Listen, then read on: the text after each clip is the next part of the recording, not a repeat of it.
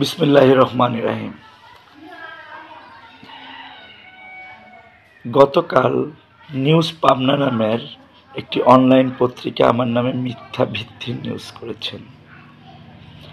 আমি নিউজ পাবনার আটঘরিয়া প্রতিনিধির উপর সম্মান এবং শ্রদ্ধা রেখে বলতে চাই, বড় ভাই, নিউজ করলে অবশ্যই ভালোভাবে খোঁজ খবর নিয়ে তারপরে নিউজ করবেন।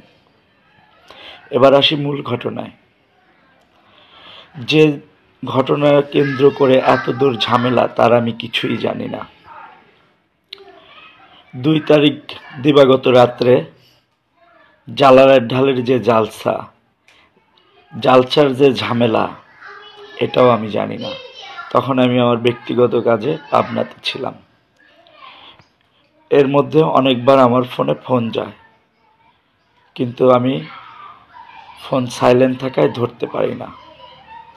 অনেক পরে ব্যাক করে আমি জানতে পারি আমাদের এলাকার কিছু ছেলেপেলেকে, ছোট মানুষ, যারা জালসায় গিয়ে কোনো এক ঝামেলায় নাকি তাদের জালের ঢাল আটকিয়ে রাখছিল। আটকিয়ে রাখার পরে আমাকে ফোন দিয়ে যখন তারা না পাইছে, তখন আমার ছোট ভাই শান্তকে তারা ফোন দেয়। শান্ত তখন আরেকজন আমার সাথেই যার চলাচল, টিটু কাকাকে ফোন দিয়ে তাদের ছাড়িয়ে নিয়ে আসে। এই পর্যন্ত আমি অবগত হই। এবং রাত্রে আমি যখন পাবনা থেকে আসি, তখন আমি তাদের সাথে কথা বলি, জ্বালায় ঢালের যারা আছে, যে কালকে বসে এটা মীমাংসা করে দিব। এবং পরের দিন সকাল 7টা-8টায় যারাদেরকে ছাড়িয়ে আনা হয়েছে, এরা জালালের ঢালের একজনকে মারধর করে। তখন পর্যন্ত আমি কিছু জানি না এই মারধরের বিষয়টা। এরপরে চলে যায় আমার ছোটটা। আমার বাজারে জানেন আপনারা, ফোনফেক্সের কাপড়ের ব্যবসা আছে। আমার ছোটরা সকালবেলা যখন রেডি হয়ে দোকান খোলার জন্য যাচ্ছিল, তখন আমার ছোটরার উপর তারা হামলা করে।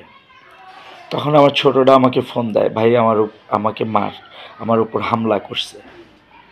তখন আমি বাজারে উপস্থিত হই।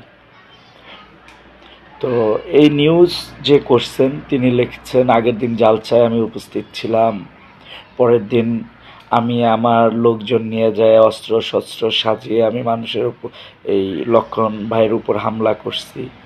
আমি বলতে চাই ক্লিয়ার করে, এই হামলায় প্রত্যক্ষ বা পরোক্ষ ভাবে যদি আমি বা আমার ভাই বা আমার ফ্যামিলির কেউ জড়িত থাকে, বাংলাদেশ রাষ্ট্রীয় আইন অনুযায়ী সর্বোচ্চ শাস্তি আমার হোক, আমি চাই।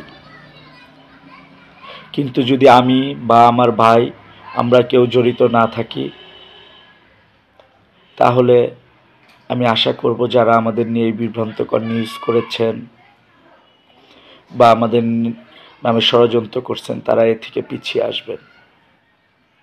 সবাই ভালো থাকবেন। আমি নাম সুজন অলি, আমি আটঘরিয়া পৌর যুব দলের যুগ্ম আহ্বায়ক। আমি সবসময় চেষ্টা করি ভালো কাজের সাথে থাকার, ভালো কাজ করার। আগামীতেও তাই করব